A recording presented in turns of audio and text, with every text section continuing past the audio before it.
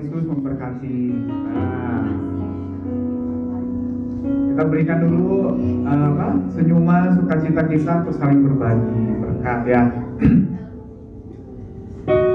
Oke, kita akan memulai, tapi sebelumnya mungkin kita berpikir banyak hal yang sedang kita jalani, mungkin pergumulan, persoalan, tapi biarlah kita datang kepada Tuhan dengan kerendahan hati. Kita mau sama-sama hadap hadirat Tuhan. Kita datang untuk menenangkan firman-Nya. Biarlah kita boleh mengambil waktu sejenak, kita menenangkan diri kita. Mungkin kita ambil waktu teduh sejenak. Kita mau datang kepada Tuhan, mengucap syukur kepada-Nya. Kita menyerahkan segala pergumulan kita. Biarlah kita datang dengan hati yang sungguh, hati yang benar-benar rindu datang kepada Tuhan.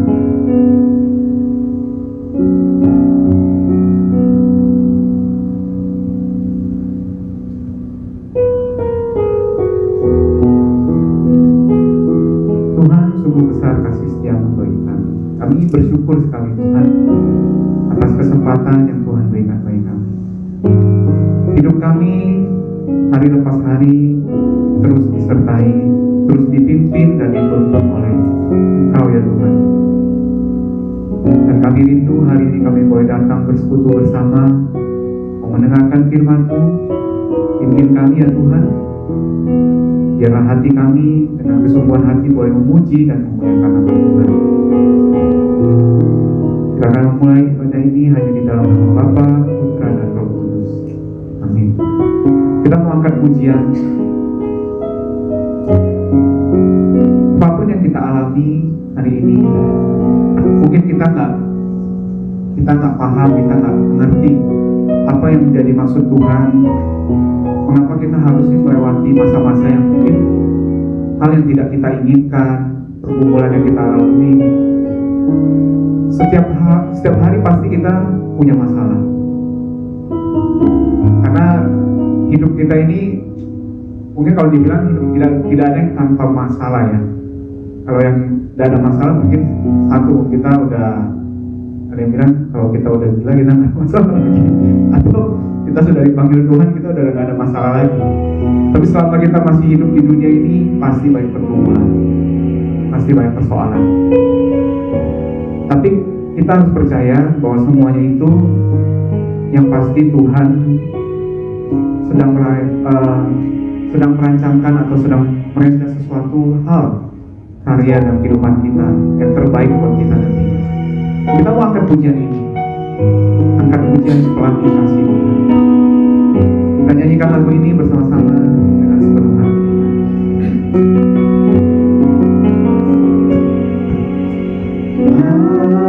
Apa yang kau alami kini mungkin tak dapat engkau mengerti.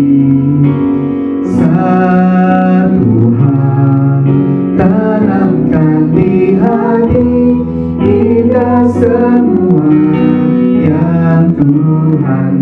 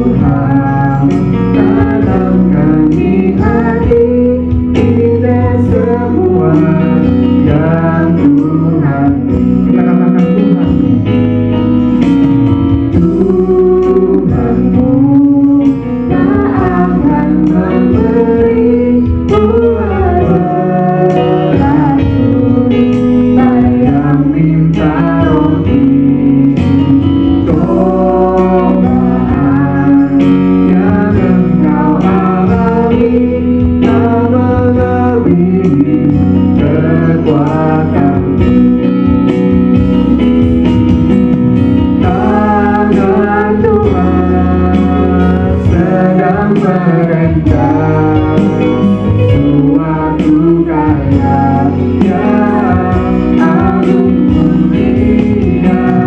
Saatnya kan tiba nanti, kau lihat pelangi kasih-Nya. Tangan Tuhan sedang merendah, suatu karya yang agung mulia. Saatnya kan tiba nanti, kau lihat pelangi kasih-Nya.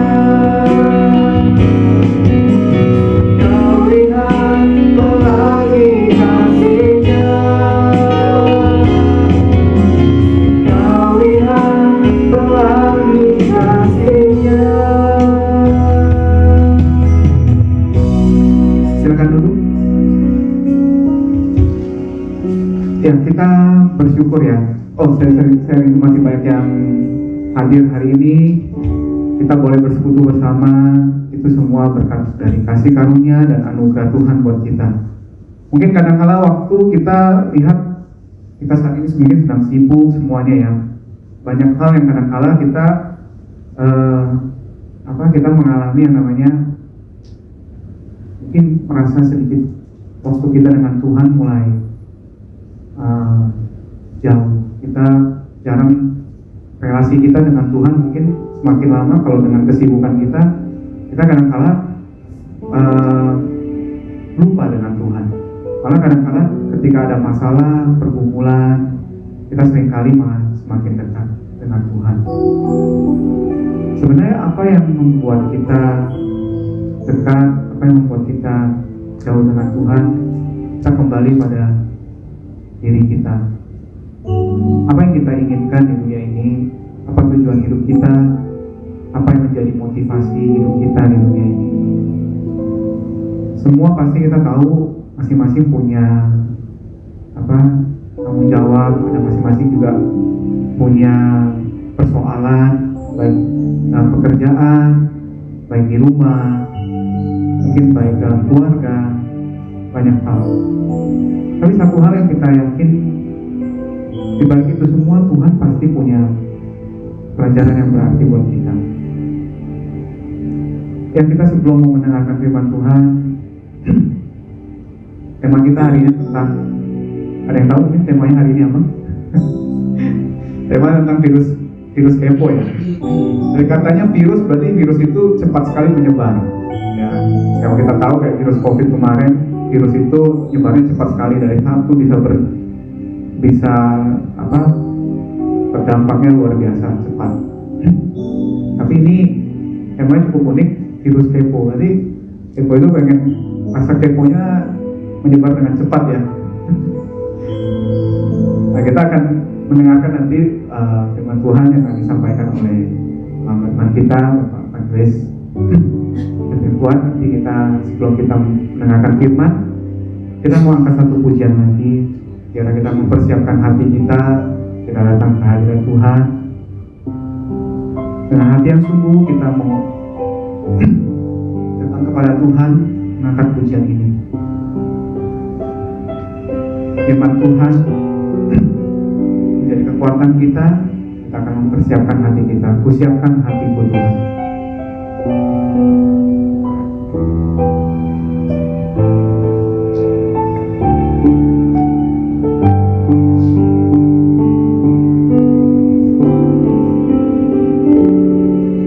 Kusiapkan hatiku Tuhan, untuk dengar firman-Mu.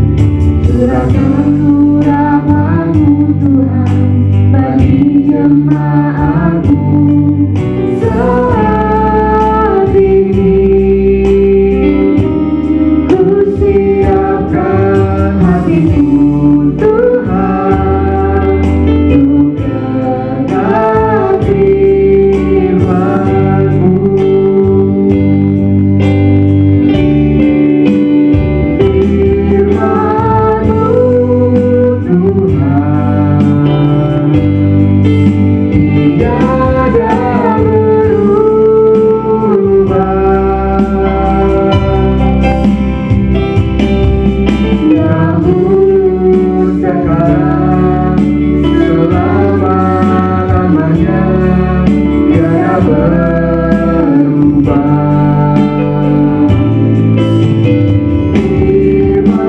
Firman-Mu Tuhan, penolong hidupku. Ku siapkan hatiku Tuhan, ku dengar firman-Mu. Mari kita sama-sama bangkit berdiri, kita nyanyikan. Firman-Mu Tuhan, tiada berubah.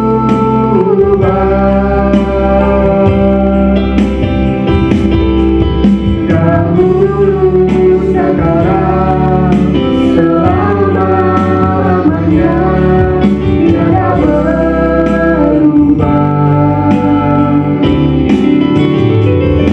Firman-Mu Tuhan,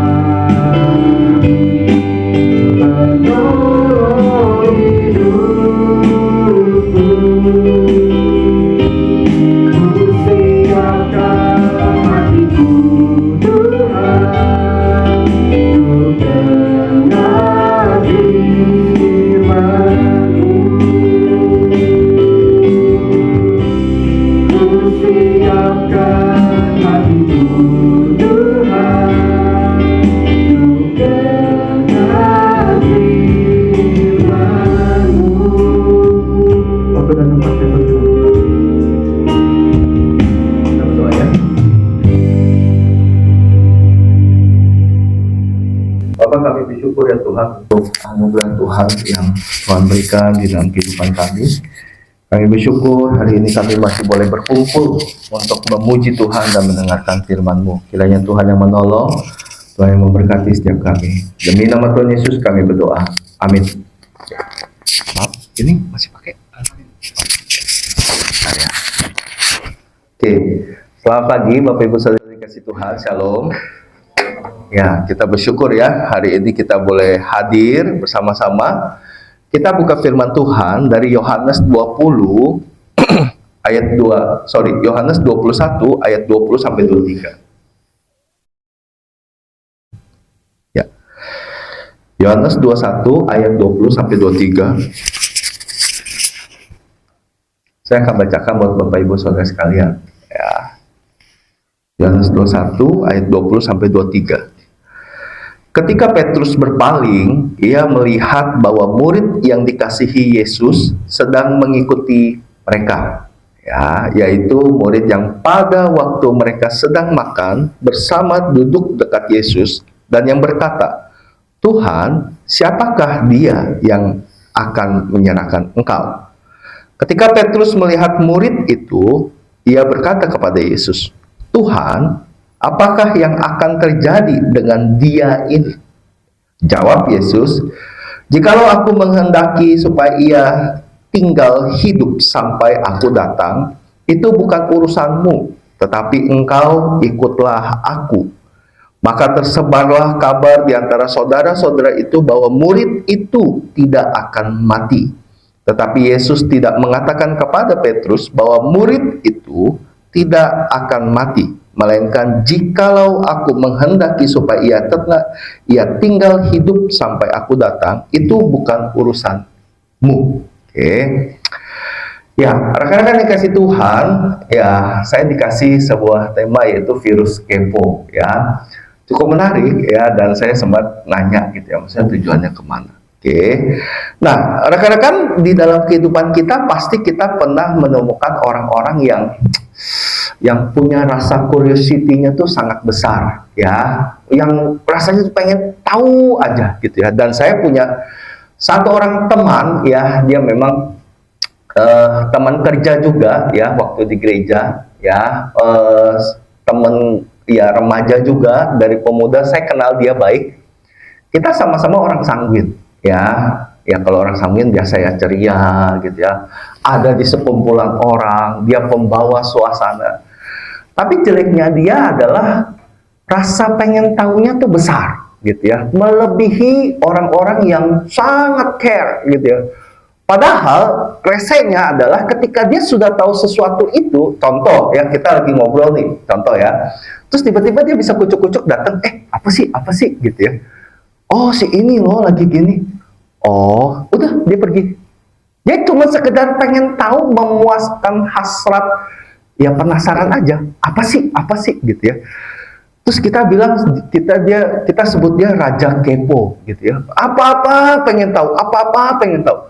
Kalau di grup nih, kita iseng ya, pancing dia. Guys, tahu gak tentang ini? Dia paling nomor satu gitu ya. Tapi kalau disuruh urusan apa, kayak misalkan kasih sumbangan lah, kumpulin uang lah, dia nggak redup gitu ya. Bilang kabar sesuatu, gosip, menyala aja langsung ya. Wah, nomor satu, apa tuh gitu ya. Keponya luar biasa, Bapak Ibu ya. Pernah menemukan orang seperti ini? Halo? Pernah? Ya? Kadang nyebelin ya. Bener loh, kadang aku lihat dia, aduh nih orang nyebelin gitu ya.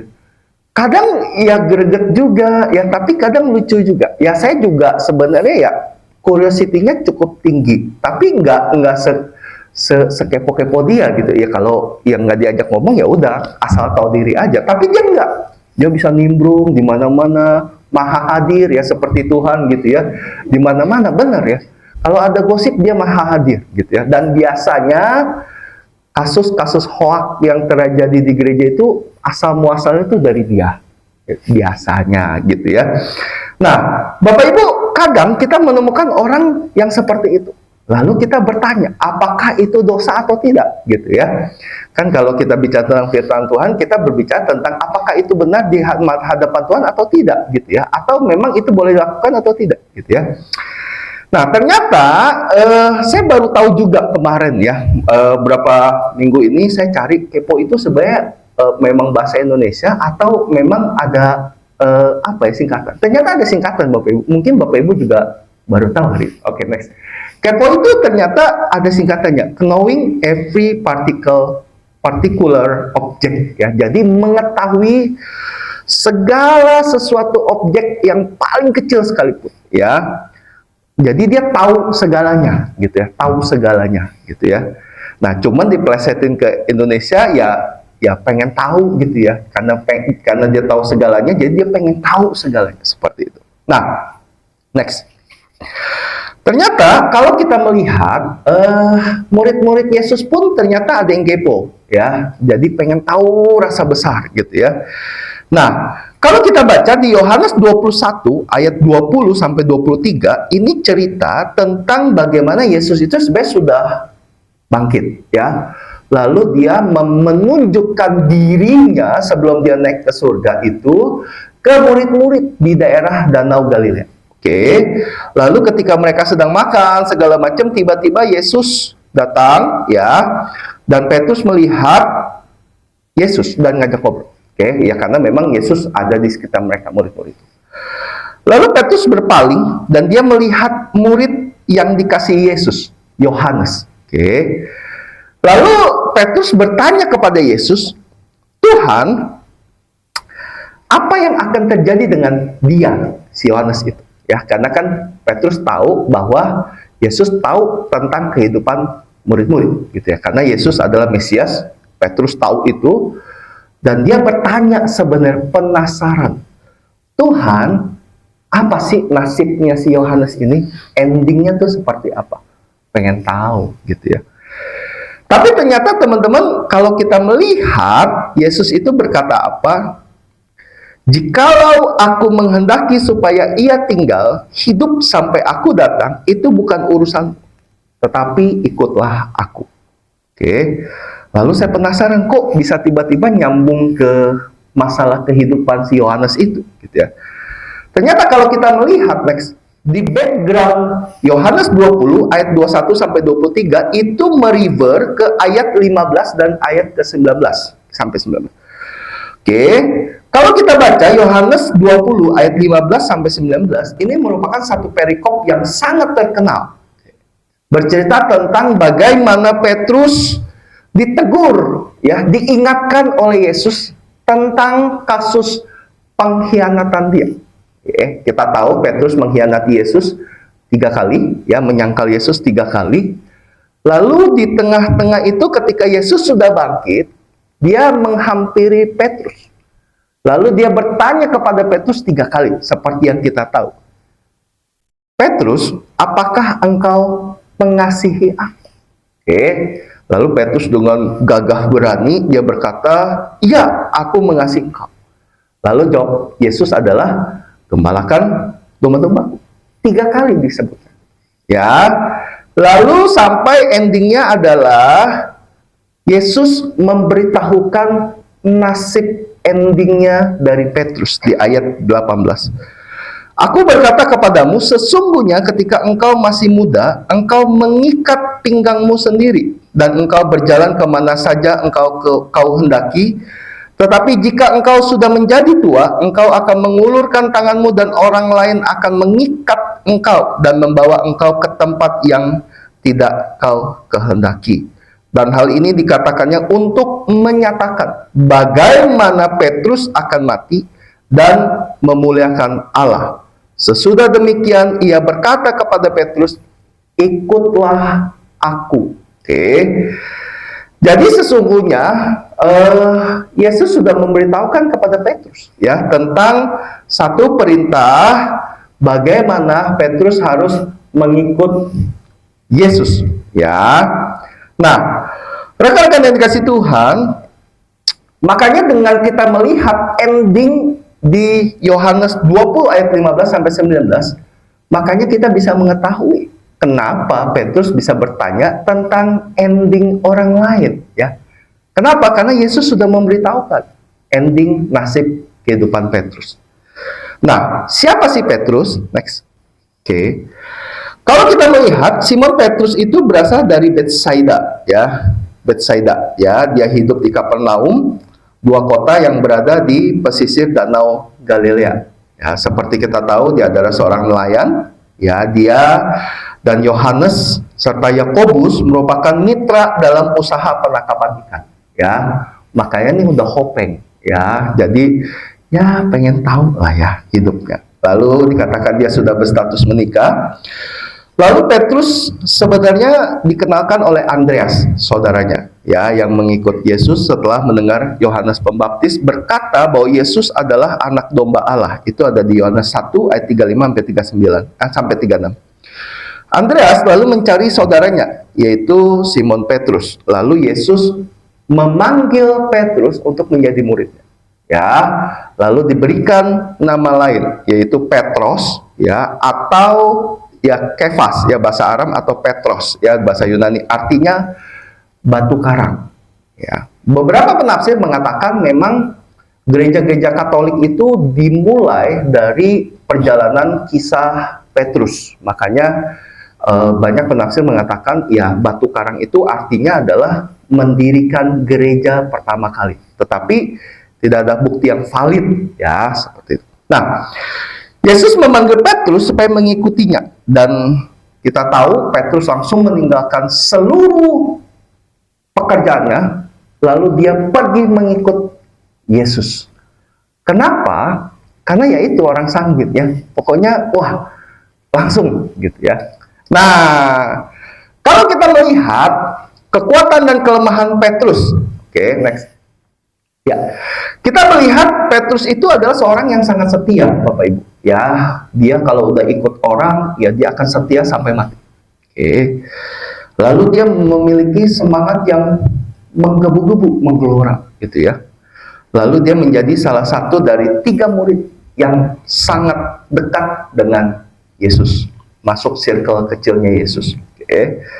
Tapi kelemahannya adalah biasa ya, kalau orang sanguin tuh mikir dulu, ngomong dulu baru mikir, gitu ya. Biasa ngomong dulu, mikirnya belakangan. Kayaknya gue salah ngomong, ya. Nah, ternyata Petrus itu dibalik menggebu-gebu, dia juga termasuk seorang yang sangat penakut, ya. Dan dia memiliki rasa ingin tahu yang besar.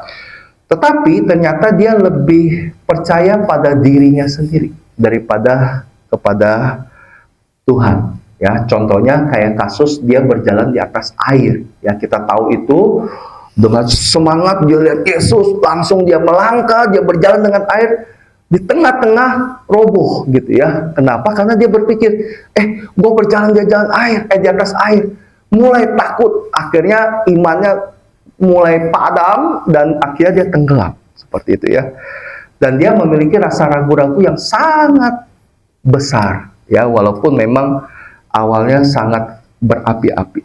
Nah, kalau kita melihat seluruh kehidupan Petrus pada sifatnya gitu ya, makanya kita tidak heran kalau memang Petrus itu memiliki satu rasa ingin tahu yang sangat besar. Memang kalau kita melihat, emang dampaknya apa sih kalau punya rasa curiosity yang sangat besar gitu ya.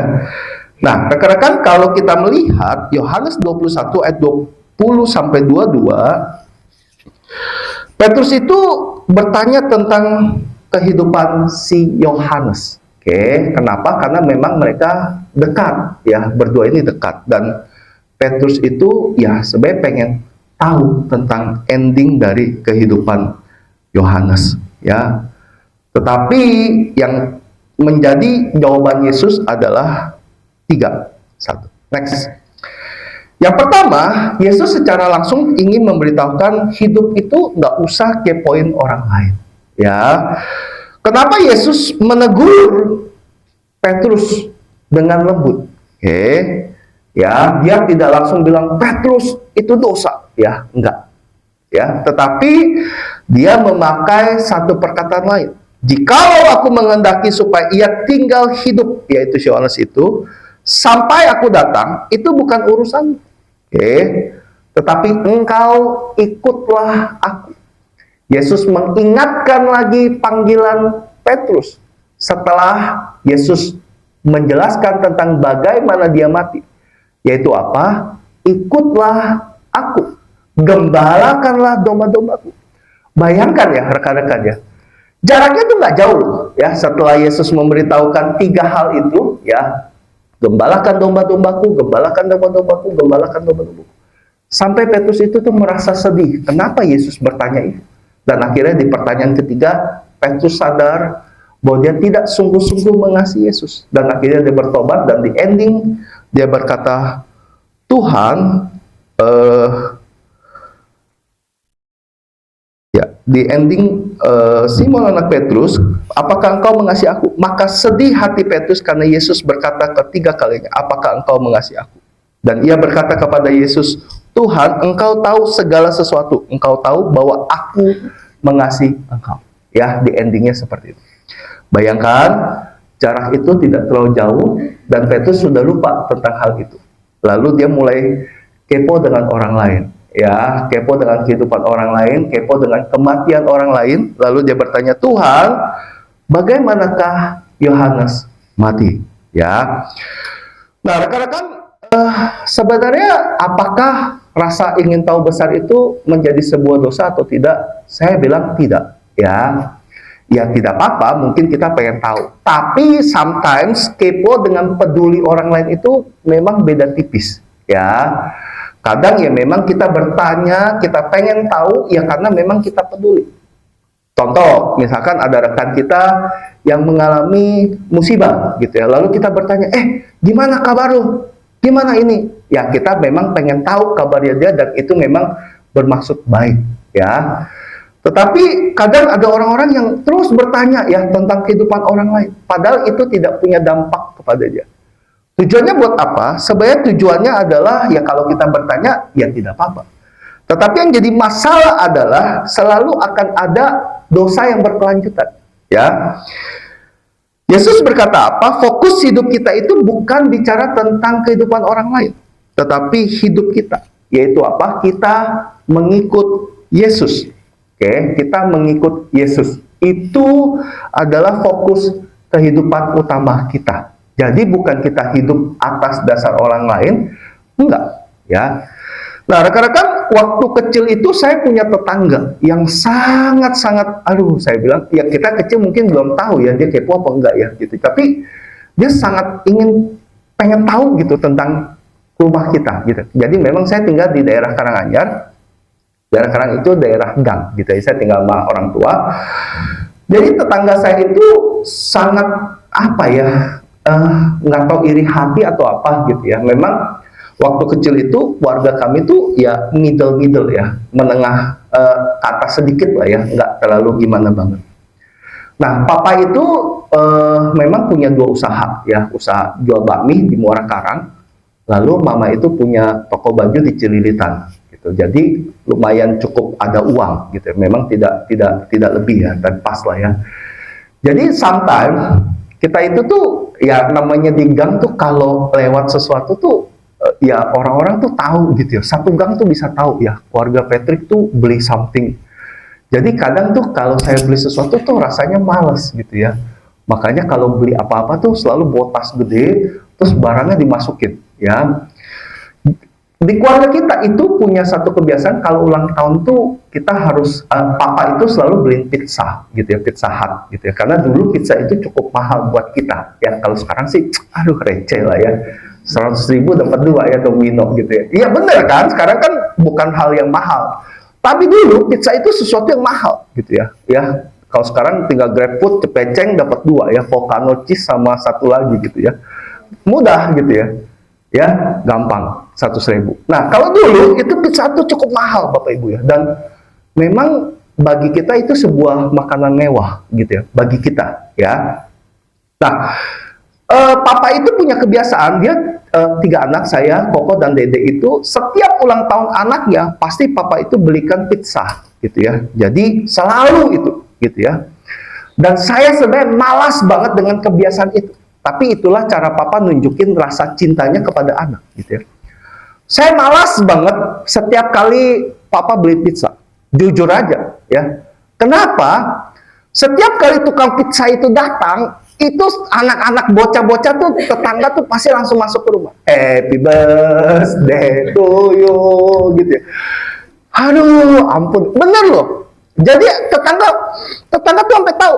Pokoknya kalau tukang pizza datang, artinya di rumah Patrick ada ulang tahun. Entah siapa ulang tahun. Betul. Ya. Jadi, impact-nya apa? Saya sebelnya adalah ketika anak-anak udah datang, tuh pizza kan bagi rame-rame. Udah mahal, saya cuma makan 1 lagi. Kesel kan? Gitu ya. Aduh, saya bilang, gimana ya ini ya? Nah, anak-anak sih nggak apa-apa. Ada tetangga yang mulutnya tuh, aduh, udah kepo, julid lagi ya. Wah, selalu dia bilang apa? Waduh, nama papa saya Koalin ya. Koalin tuh ya, suka pamer katanya. Apa-apa beli pizza. Apa-apa beli pizza. Padahal setahun cuma 3 kali, Bapak Ibu. Selalu bilang, apa-apa beli pizza. Wah, dia mah kaya, banyak duit. Dalam hati saya, amin ya Tuhan gitu ya. Banyak uang. Iya loh, dia tuh. Wah, sampai tetangga tuh denger gitu. Jadi tuh tetangga tahu kalau ada tukang pizza datang, pasti ada yang ulang tahun di rumah Koalin gitu ya. Ya dari si tetangga saya itu ngomong-ngomong ke orang tua, wah ngomong-ngomong. Jadi anak-anak tuh datang, kadang suka ulang tahun. Padahal saya udah bilang, kan dulu ya papa suka itu ya. Saya sampai bawa tas kalau papa datang, kita tahu nih ulang tahun kan pasti papa pulang kan. Papa saya kalau pulang tuh dagang bakmi itu sekitar jam 1. Jadi jam 1, setengah 2 tuh tunggu depan gang, udah bawa tas gede gitu ya. Tapi jeleknya pizzanya menyot ke bawah. Kan masukin kali gitu. Aduh, serba salah Bapak Ibu ya. Tapi aduh, ya sudah ya. Nah, yang repotnya adalah tetangga saya ini saya nggak tahu ya, dia memang ya kita tahu ya kehidupannya nggak terlalu lumayan gitu ya. Masalah keuangan juga sering pinjam sama Koalin itu ya, bapak saya gitu, sering minjem uang lah gitu. Dan kita tahu memang kondisi keuangan dia tidak terlalu gimana. Tapi yang jadi masalah, ketika rasa keponya sudah muncul, dia bisa ambisius loh gitu ya. Satu kali kami pernah AC itu rusak ya. Papa saya tukang judi ya, jadi dia pasang 4 angka, AC rusak gitu ya. Dan saya ingat sekali itu kena 4 angka. Besok papa itu langsung beli AC. Oke, ya besok papa langsung beli AC, ganti AC, beli HP segala macam. Lalu ganti AC, tetangga saya langsung bilang, wih AC baru ya gitu. Besok atau paling lambat 2-3 hari, AC baru datang ke rumah dia loh. Ya, AC baru datang ke rumah dia. Bayangkan. Oh, saya lihat juga, ih gila, AC baru juga nih, keren juga gitu ya. Tetanggaku menyala gitu ya, AC-nya baru gitu ya. Saya nggak tahu tuh, ternyata dia ngirian. Lalu papa saya beli TV, ya TV agak besar sedikit, TV tabung. 3 hari kemudian dia juga ada TV, Bapak Ibu. Betul, ada TV baru. Papa saya jual bakmi, beli kulkas kecil ya, buat taruh daging segala macam beli. Besok dia udah ada kulkas lebih gede lagi. Betul. Ternyata 6 bulan kemudian mereka ditangkap polisi, Bapak Ibu. Jualan sabu-sabu. Bukan sabu-sabu itu ya. Ternyata mereka narkoba, Bapak Ibu. Jadi kurir, suaminya dipaksa buat memenuhi hasrat sang istri, gitu ya. Susah lah ya. Nah, Bapak Ibu, kalau kita bicara kepo itu sebenarnya dosa banget sih? Enggak, biasa aja gitu. Ya pengen tahu orang boleh. Enggak masalah, enggak salah juga, enggak salah kita pengen tahu. Tapi yang jadi masalah adalah after effect-nya loh. Ya, after effect yang kita punya itu. Sometimes ketika kita sudah tahu kondisi orang lain, kita tuh mulut tuh nggak tahan gitu ya. Apalagi kita udah tahu nih gosip, misalkan nih Raymond gitu ya. Raymond nih ketahuan misalkan ya, ambil ini sepeda di bawah gitu ya, pinjam gitu ya. Wah, pas orang lewat Raymond lewat langsung ketik di chat grup, gue lihat si Raymond loh begini, wah langsung cepat gitu ya. Nah, ternyata kalau kita melihat di ayat 23 sampai 24, lucu ya. Padahal ini loh, faktanya adalah Yesus hanya berkata kepada Petrus, "Jikalau engkau menghendaki supaya ia tinggal hidup sampai aku datang, itu bukan urusanmu. Tetapi engkau ikutlah aku." Bapak Ibu, lihat di ayat 23. Dikatakan apa? Maka tersebarlah kabar di antara saudara-saudara itu bahwa murid itu tidak akan mati. Bayangkan ya. Yesus berkata apa? Jikalau aku kehendaki, artinya apa? Kalau memang Tuhan mengendaki dia hidup, dia akan hidup. Kalau memang mati, ya udah mati. Nggak usah pusingin matinya orang kayak apa. Terlepas dia mau matinya terlentang kek, lagi jogging kek, lagi ngapain kek, ya bebas aja. Lagi yoga, lagi jumba, terserah gitu ya. Nggak usah peduli orang lain. Tetapi ternyata tersebar kabar ya di antara saudara-saudara murid-murid Tuhan Yesus itu. Tersebar kabar apa? Yesus mengasihi Yohanes dan Yohanes tidak akan mati. Wow, luar biasa ya. Kabarnya hebat ya. Murid itu tidak akan mati. Padahal Tuhan tidak mengatakan kepada Petrus bahwa murid itu tidak akan mati. Tetapi hidupnya itu di tangan Tuhan. Mau mati kayak apa? Ya itu urusan Tuhan dengan orang itu. Bapak Ibu lihat ya, maka tersebar kabar soal itu. Nah, ternyata pengen tahu orang itu membawa dampak buruk kepada hal lain, yaitu dosa lain. Ya mungkin bisa ngomongin orang, mungkin juga bisa gosip di belakang orang, sama aja ya gitu ya. Ya intinya dosa itu akan menimbulkan dosa, dan dosa itu akan berkembang menimbulkan, melahirkan dosa lain. Makanya Bapak Ibu yang dikasihi Tuhan, timbulkan rasa peduli, bukan rasa kepo. Bedanya apa? Peduli adalah kita ada action ketika kita tahu tentang hal-hal yang menimpa saudara-saudara kita yang mungkin tidak beruntung. Ada action, peduli sama dia, betul-betul peduli, ya. Atau ya kita hanya pengen tahu aja, memuaskan rasa hasrat hati kita. Oh dia begitu, oh ya udah gitu ya. Kalau ada berita buruk, wah makin seneng, hasratnya makin membara untuk ngomongin dia, gitu ya. Nah teman-teman, bagaimana dengan kita, gitu ya? Ya mungkin Anda orangnya cuek, gitu ya, atau ya mungkin ya rasa curiosity-nya besar, gitu ya. Betul kata Raymond, virus kepo, ya rasa ini tuh menyebar dengan luas. Oke, kalau nggak percaya, coba deh, ya iseng ya. Setelah ini, Bapak Ibu pulang lagi, balik ke kantor, ya ke tempat posisi masing-masing, ya. pancing satu orang, pancing iseng gitu ya, ya pasti itu akan menyebar dengan cepat gitu ya, menyebar dengan cepat. Namanya gosok digosok makin sip ya, gosip gitu ya. Oke, wah makin menyebar, makin menyebar, makin menyebar. Jadi ya seperti itulah. Nah, tapi teman-teman, saya mau katakan begini. Kalau kita memiliki rasa ingin tahu yang besar, apakah itu membuat kita menjadi orang yang lemah? Tidak. Oke, saya pun sama gitu ya. Tetapi ternyata di balik kelemahan dan kelebihan Petrus, Allah itu memakai Petrus dengan luar biasa. Ya, bahkan sampai matinya Petrus, menurut beberapa sumber itu mengatakan Petrus itu mati disalib terbalik, Bapak Ibu. Ya, kita tahu dulu zaman Roma itu orang yang mati disalib itu merupakan orang yang dikutuk, gitu ya. Orang yang sangat-sangat dikutuk. Makanya kenapa Yesus dihukum mati disalib, supaya orang-orang Yahudi itu menunjukkan bahwa Yesus itu sebenarnya dikutuk, padahal tidak, gitu ya. Jadi bagi mereka mati disalib itu adalah orang-orang yang sangat terkutuk, gitu ya. Apalagi Petrus, matinya terbalik, gitu, salib terbalik. Tetapi Petrus mengatakan apa? Aku tidak layak untuk mati seperti posisinya Yesus, gitu ya. Dia tahu bahwa dia sangat tidak layak. Kenapa Petrus bisa sampai seperti itu? Padahal memang ya mungkin kita melihat banyak kelemahan di dalam hidup Petrus. Tapi Tuhan pakai dia sangat luar biasa. Kenapa? Karena dia fokus hidupnya kembali hanya kepada Tuhan. Ketika Allah menegur dia, ikutlah aku. Di situ hatinya mulai terus mengikut Tuhan. Setelah dia melihat kenaikan Yesus ke surga, dan disitulah imannya terus dikuatkan.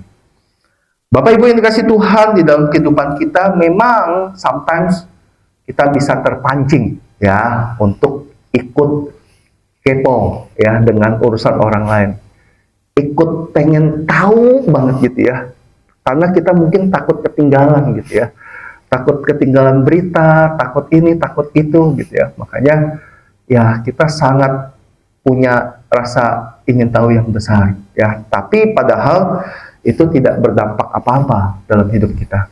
Nah, rekan-rekan, hari ini firman Tuhan mengingatkan kita, bahkan di dalam kehidupan murid-murid Yesus ada orang-orang yang seperti itu, tetapi dia dipakai Tuhan dengan luar biasa ya. Saya bukan bilang kita menjadi orang yang kepo ya terus nanti dipakai Tuhan gitu. Enggak gitu ya, tapi memang kita harus sadar ya, mungkin kelemahan kita dirasa itu ya, mungkin kelemahan kita di mulut ya, kita suka gosipin orang ya, kita harus belajar untuk menata hidup kita. Oke, kita harus belajar bukan fokus ke orang lain, tapi fokus ke kita, bagaimana kita fokus relasi dengan Tuhan dan kita bisa dipakai Tuhan dengan luar biasa. Oke. Nah, teman-teman, di dalam kehidupan kita memang tidak mudah ya. Kadang apalagi kita ketemu dengan orang-orang yang mungkin rasanya greget gitu ya. Tapi ya itulah ya, kita harus terus mengingatkan orang itu atau mengingatkan diri kita juga tentang hal ini. Oke, kita berdoa ya.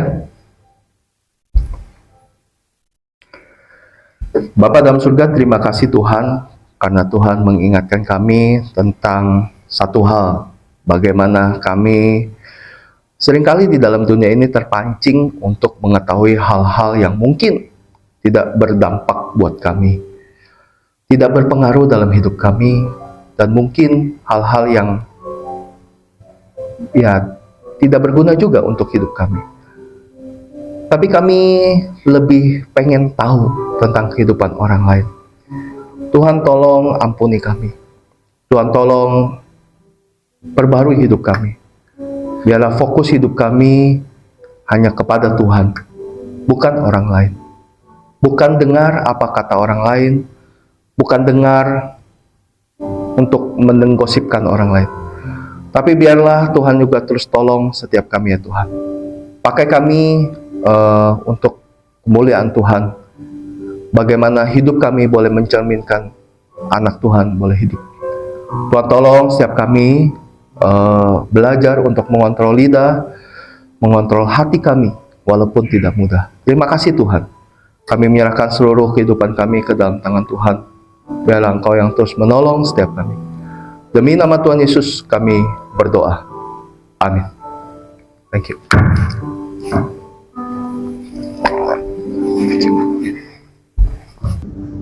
Oke, terima kasih untuk firman Tuhannya. Ya, kalau kita dapat ada virus kepo, berarti ada vaksinnya ya. Vaksinnya ini vaksin peduli berarti. Tidak hanya sekedar kepo, tapi rasa peduli juga kita harus rasakan lebih baik. Jadi vaksinnya itu.